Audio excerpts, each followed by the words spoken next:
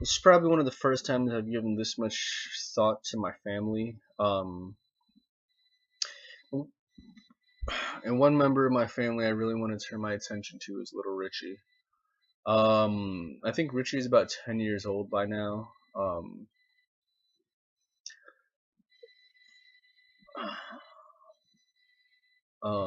Let's see. So, anyways, Richie's probably one of the most different members of our family. Um, it's me, Jimmy, Sam, Dana, Richie. Um, and then two kids from my mom's second marriage. Richie's almost smart to the point where he's doesn't really have normal human like communication issues. He'll think too much, he'll stutter, he'll be kind of awkward. I'm kind of worried, whether people pick on Richie or he has enough friends or if he's really happy.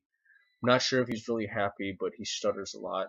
Um, but you know, tests basically show that he has an IQ of around 160 something. Basically, he's a little super genius. He's 10 years old. He's already thinking of like robots and computer programs. And what's really like surprising about him is like you can say one thing and then he can think of multiple things around this one topic and then begin to expand on that. I think that's one of the first hallmarks of intelligence. Like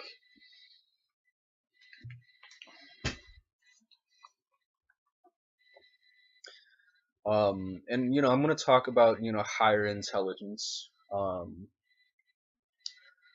Basically, one of the first hallmarks of high intelligence is coming to a concept and realizing you don't really know enough about that concept, and then realizing you have to learn more about this concept, and then after you gain several pieces of information, you begin to like string them together and expand on this concept. Intelligence isn't remembering a gazillion flashcards.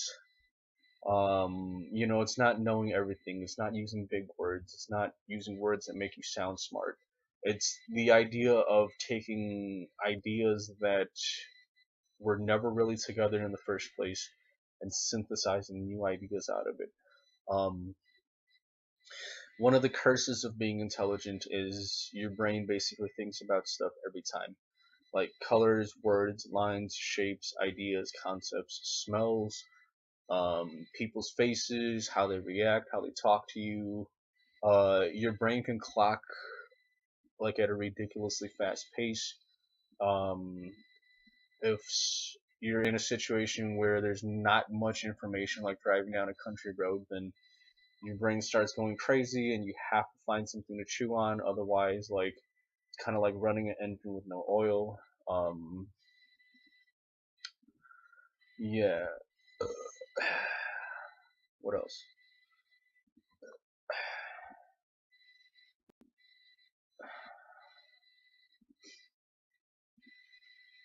Um, what should call it? Other things of extreme intelligence.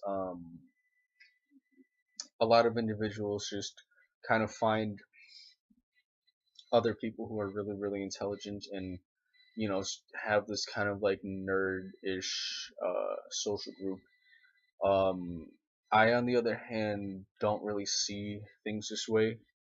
I've basically realized that I could mimic other people's cultural habits and norms and basically fit into a lot of cultures and subcultures within any society.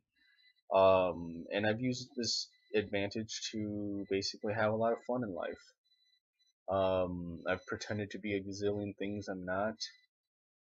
Um, use this ability to, talk to new people, get laid, talk to people who are otherwise most people might consider scary or like they wouldn't really talk to them.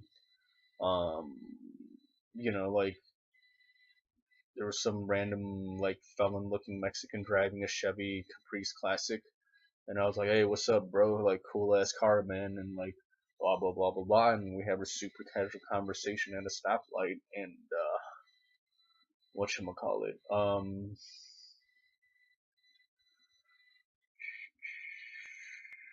what else? Um, yeah, so rather than like just build my social circle around like really, really smart people, I've decided to pretend like I'm everything I'm not and fit into a very, very diverse group of people.